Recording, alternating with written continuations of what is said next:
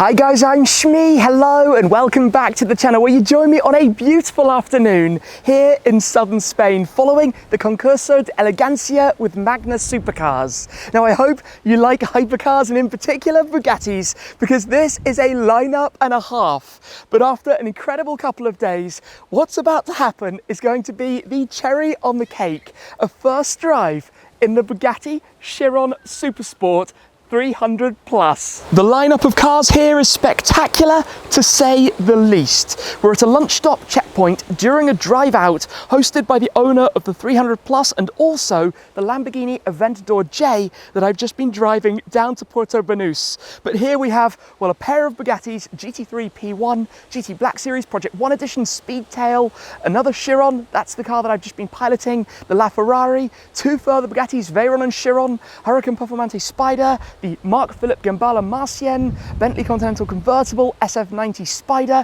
and a Bugatti Veyron Grand Sport here as well. However, this car is special in so many ways. Not only is it one of only 30 that Bugatti made of the Chiron Super Sport 300 plus, but in fact, it's a one of one with some unique details that have been added by the owner considering his incredible collection of Bugatti Veyrons and Chirons. It was introduced back in 2019 to commemorate Bugatti achieving a one-directional, and we'll talk about that more in a second, world record top speed for a production car with Andy Wallace at the wheel at Air Lessine, Bugatti's test centre in northern Germany, driving at 304.773 miles per hour. That's normally a figure you associate with kilometres per hour, but in this case almost 500 kilometres per hour, over 300 miles per hour in a car that is road legal. Now I mentioned the one-directional topic because of course it was run at Air Lessine, which is built for cars going in a single direction. It's a hotly discussed topic because typically these things would be counted taking an average of the two directions, but let's not take away from the achievement of what this managed to pull off. Now all 30 of the customer cars are finished with this bright orange livery over the piano black tinted exposed carbon fibre. Again, similarly to the special versions of the Veyron, like the Super Sport WRE, the World Record Edition that had held a record, and also the Veyron Grand Sport Vitesse World Record Convertible, the WRC, that also broke a record too. So you can see the theme. Only 30 in total, but this one has a few extra unique details. For example, in the horseshoe grille, some of the stripe work, some things that you'll spot around towards the back as well. But let's focus on the Chiron Super Sport, which has also entered production as an additional model out of the 500 Chirons alongside the 300 plus. The bodywork has changed slightly. There's a new look to the front end. These openings here for airflow, similar to the EV110 Super Sport. As we come towards the back, this is the big change. It's 25 centimeters longer than the standard car, increasing the aerodynamic efficiency with that longer tail, more openings for cooling, and even things like the exhaust tips being mounted one above the other takes away from the disturbance to the diffuser by minimizing the amount of space that it requires, making the optimal airflow going underneath the car. The engine is the 8-litre quad-turbo W16, now up from the standard 1,500 horsepower to 1,600 in this car, as you can see from over on the right hand side. If I show you inside, pop open the doors where we have the black leather complemented by the orange stitching to contrast against it, the Super Sport 300 plus sill there as you enter, and then in the very center, take a look here, world record 304.773 miles an hour, 490.484 kilometers an hour on the 2nd of August 2019 with Andy Wallace at the wheel. Andy is an absolute legend, as is the owner of this car, because in my pocket I have the key to it and I'm about to take it out for a drive. I can't quite believe this is about to happen, but let's go get it started, let's pull it on out and let's share a first drive experience in the Chiron Super Sport 300 plus. After a blast of air conditioning to cool things down a notch, let's pop this into gear. We've got the lift system, which you rotate to the left to change between the different driving modes. So actually turn it left, we've got the lift up. I think we might even have had it up before. But out we head for a short little run, feeling very nervous and excited at the moment, because this is the 300 plus. Now, I've been spoilt to drive quite a few different Bugatti models before. The Veyrons in various different derivatives, the Chiron, Chiron Sport, Chiron Pur Sport, and the Chiron Super Sport, in fact, as well. but this is a 300 plus, and this is a particularly special car that is part of the most exquisite collection of Bugattis, I believe, in the entire world. Now, as you drive it, this is the thing you probably know about driving a Bugatti. It's smooth, it's gentle, it's calm, it's easy, it's unintimidating. You could be in a Volkswagen Golf aside from the very deep grumble of a 16-cylinder internal combustion engine mounted behind you. You have great visibility, everything feels incredible to the touch. All of the different toggles, dials, and everything that you can interact with are the finest of the fine possible materials that could be used for it. And then at the other end of the spectrum, you unleash the power, and my word, does it go. Does this thing fly? And I can tell you that before we've even done it. Now, we're going to go to a bit of a twisty road. No world records being set today. We're in Spain. We don't have autobahns, and even if we did, I'm not sure I want to drive towards 500 kilometers per hour today. Thank you very much. Although it is limited initially as it's delivered to customers. But you feel the smoothness. The gearbox just goes and does its thing in drive. You can pop the shifter over to the right again and pop it up into sport. We've got the lift still raised. It would automatically drop down as we start driving a little bit more. But one of the crazy things with this is genuinely how normal a car like this feels off the bat. You don't get in it and think, what on earth am I driving? You get in it and think, I could live with this. I could play ball with this. But let's head out from the private area where we are at the moment and go actually have some fun in the 300 plus. I've taken a little cut through to get to the road that I want to go and drive. And in many hypercars, believe me, this is where you would quickly regret your decision. These kind of bumpy roads, quite narrow, little bit lost, but in here, it's so comfortable, composed and easy. And okay, yes, I'm still in auto everything, but if we go into sport, and if you just go to S and then drive, it will still be automatic, but obviously hold the gears longer. If you then go into manual, it will then stay in manual, and of course you can get a little bit more of the sound from it. Now, Bugattis have never been famed for making incredibly loud noises. What they do beautifully though, are the turbo sounds, the whistles. If you give a small stab of the throttle, and then lift off, you get this remarkable swoosh coming from over your shoulder. Now, I think we need to get somewhere a little bit more open to really make the most of this. But it's starting to give me a little bit of a sensation for where this is going. It's so refined though. It's so unbelievably refined. It feels, there's nothing like this. It's not the rawness and edginess of a Koenigsegg or a Zenvo. It's something at totally the opposite end of the spectrum. There's nothing else that does it like a Bugatti. It's a cliche phrase, but it's so true. Just the way it then delivers the power, unlimited torque. And it's so fast. It's so fast. I'm barely pressing the throttle pedal at all, and it picks up. And yes, it's not angry and ferocious like many supercars, but you know it means business. The numbers rise exceptionally fast, believe me. It's also got to be said that the roads around here are astonishing. Effortless power, absolutely no loss of traction. And remember, we're on some pretty slippy tarmac out here. It just hooks up and goes, and it's impossible really to fully explain what this feeling is like when you accelerate in a Chiron. 1,600 horsepower, all-wheel drive, the dual-clutch gearbox which shifts like this.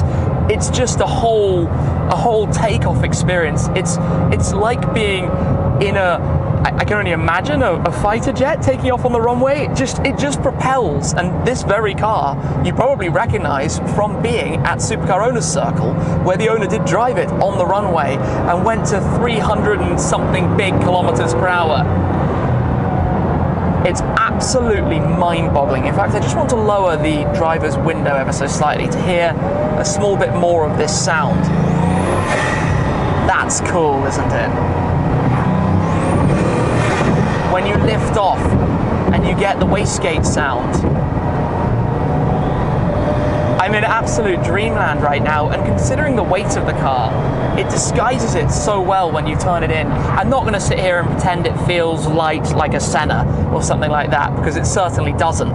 But it manages to position the nose, to turn it in. And this isn't even the Pure Sport, which is the model that was designed to be the more dynamic, track-focused variant of the Chiron, whereas this is all about, obviously, the high end, the top speed. And to achieve that, they had to rework the gearbox, longer ratios, to go well over the normal 260-odd miles per hour. These numbers, whatever you talk about with a Bugatti, it's always numbers that are so far away from the norm. You know, we come into a 60 kilometer per hour speed limit section here, or down to a 40. That's less than 10% of what this car can do. It's like, I don't know how better to portray it, but yet it just glides along like this. Like it does everything. Then when the road opens back up, I just can't keep my foot in the acceleration because it's too fast too quickly. And it's not ferocious in the way it sounds. It doesn't make you feel, in terms of the oral sensation, that it's going ballistically fast. It's more that you've got this shove in the back that makes no sense because it keeps going and it keeps going. I just think it's amazing that this car that can go 300 miles per hour is also so calm in the way that it drives normally.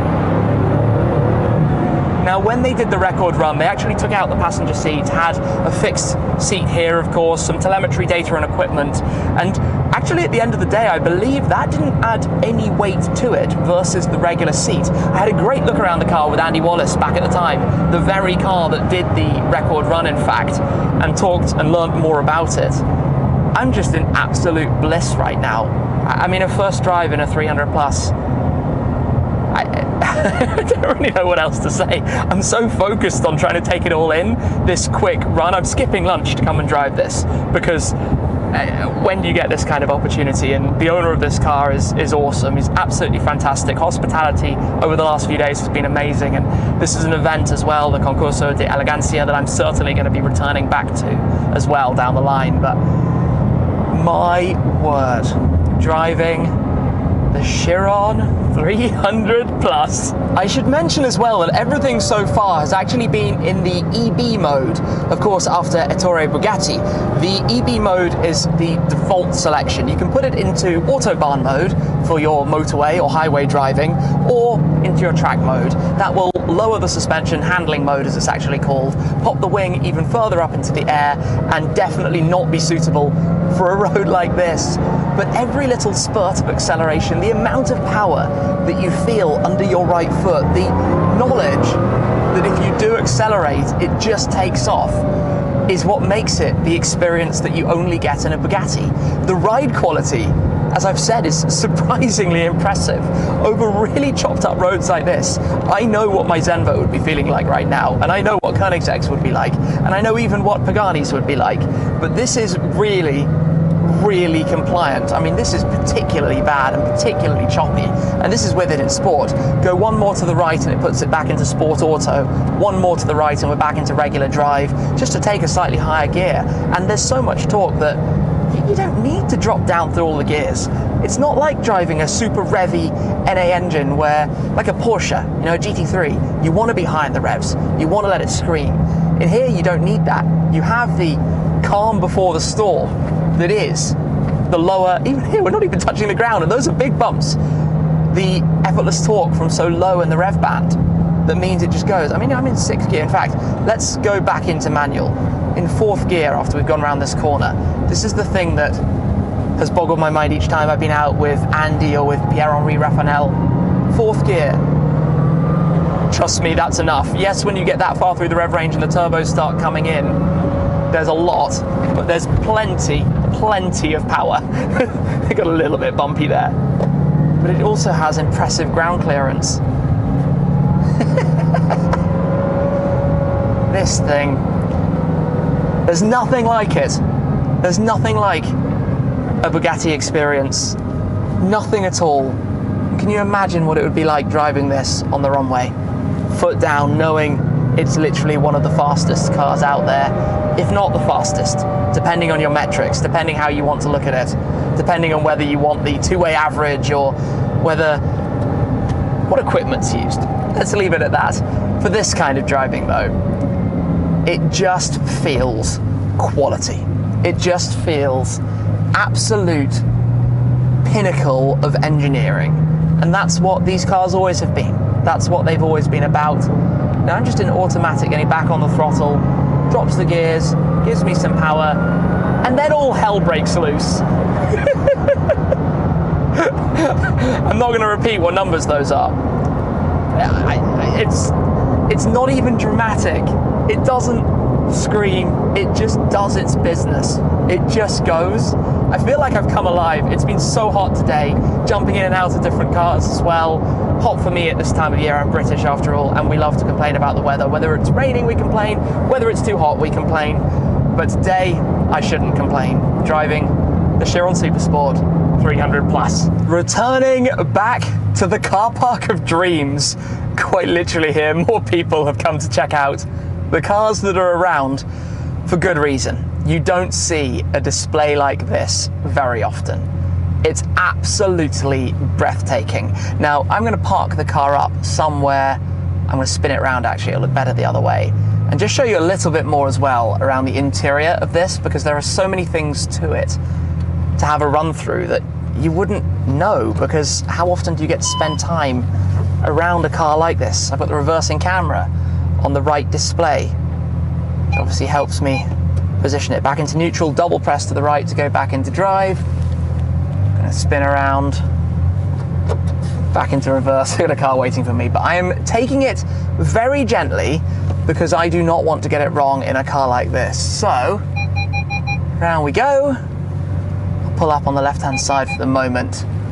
This view is simply out of this world. While I continue to enjoy the air conditioning for a moment, I have to show you a little bit more around the interior of this, because the quality of everything, as I said earlier, is just out of this world. The diamond quilting in the seat, the orange inserts here to match the exterior, the view that you have through to the engine bay back there over the top of the W16, everything about it, everything that you touch, like I said earlier as well, is the highest quality. For example, these rotary selectors here, your air conditioning, or just pop it back onto auto and it'll probably blast.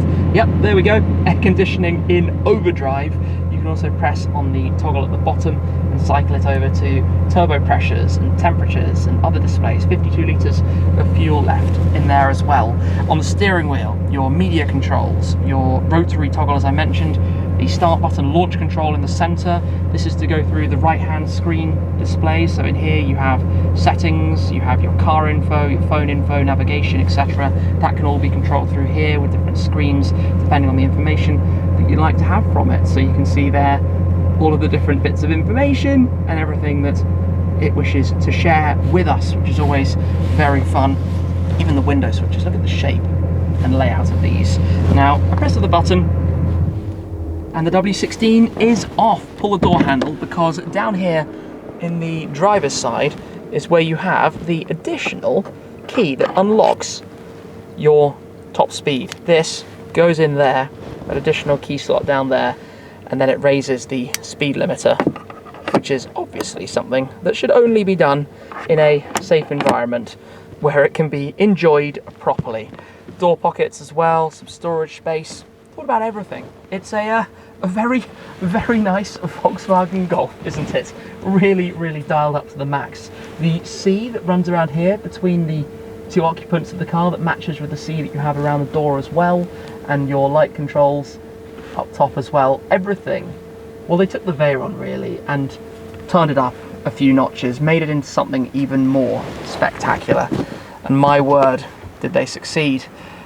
In the 300 plus especially. This is the creme de la creme of Bugatti cars. Back to the outside, and this is where you see this full exposed carbon bodywork. It's this piano black tint. It's super dark, but when you have the light on it like this, you see the weave and it looks amazing. There's a new wheel style as well for the Super Sport. We also have the Cup 2 tyres on it at the moment. Plus back here, as I mentioned, the exclusive touches like these orange stripes that you have behind the vents that you can spot there at the back. And in fact, if we come round towards the front, one of the biggest giveaways of this particular car is the grille. It wears a completely unique grille. In fact, Bugatti made this grille for the cars in this owner's collection with the EB graphic finished in orange there with a different design to the standard cars grille. And the horseshoe grille has always been a trademark of the Bugatti cars to begin with. On cars like the Bolide, for example, it's much lower and sportier and more aggressive looking. It's changed and evolved over time with the exclusive badge as well for the world record cars that varies from one to the next. But this thing in the sunshine looks superb. In fact, this lineup, the 991.2 GT3, P1, Project 1 Edition GT Black Series, all of the other Bugattis and other hypercars that are around us, just feast your eyes over all of this. What an unbelievable day, what an unbelievable lineup of cars, and what an incredible gathering and day to have them all out on the road for a drive together. Very few words to take in all of this. A legendary collector who has invited friends and family to drive the cars, and Magna Supercars who have been responsible for a legendary couple of days at the Concurso de Elegancia at the Costa del Sol. However, I think it's time I begin to wrap things up. I'd like to say thank you again to the team at Magna Supercars for everything they've put together, their hospitality, and also to the hospitality of the owner of this car, the Aventador J, and the experiences that I hope I've been able to share with you through the camera and the screen over the last couple of days. But this is certainly an event that's going to be on my radar for the future, and it's been one that I shall never forget. You have to respect a car like this. You can't just jump in and drive like a buffoon. Respect the value, respect the rarity, respect the opportunity to be able to drive it and to share the experience from behind the wheel. So I hope you've enjoyed this video. Thank you very much as always for your support. It is hugely appreciated. But that's it for this time, and I'll see you again very soon. Cheers!